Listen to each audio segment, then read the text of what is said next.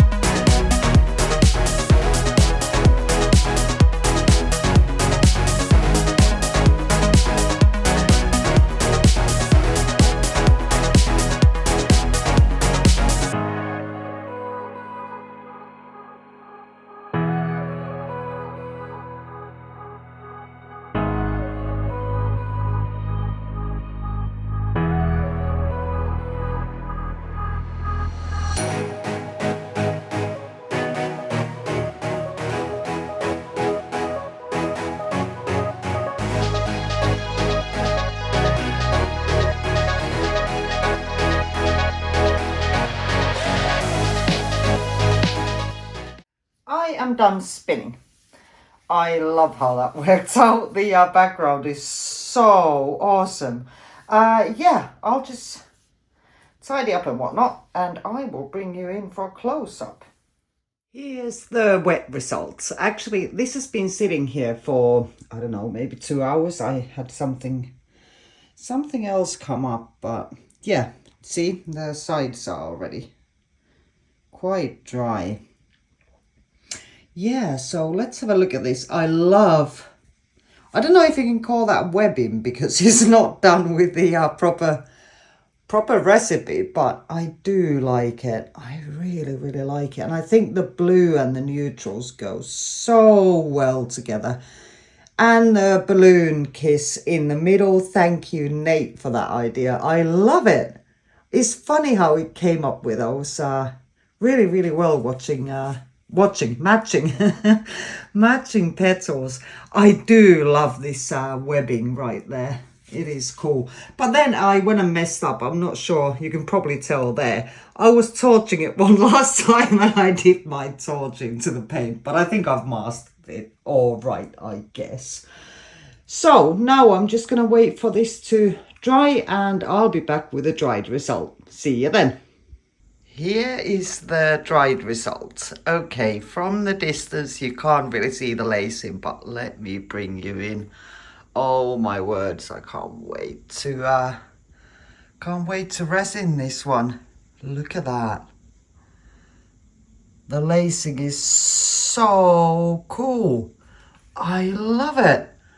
And I love the way this flick and spin worked out. I think it's just gorgeous. I love those colours together.